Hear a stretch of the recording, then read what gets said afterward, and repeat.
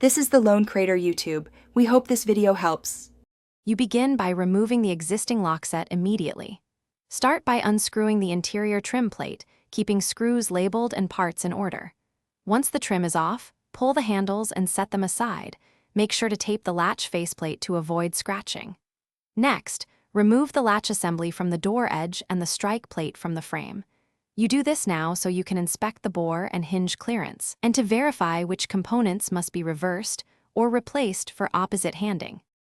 You now reconfigure the latch and trim for the new handedness.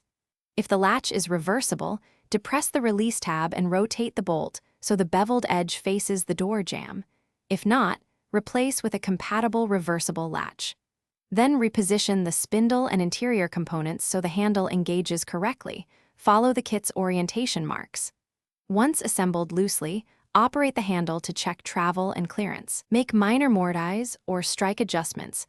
So the latch, you finish by reinstalling the faceplate and strike, tightening screws evenly while checking handle operation. Close the door and test the latch and deadbolt several times to confirm smooth engagement and proper locking. Make sure the beveled latch enters the strike without scraping.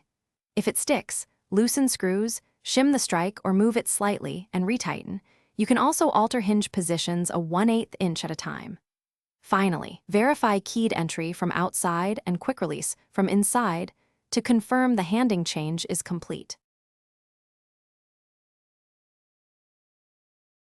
Thanks for watching.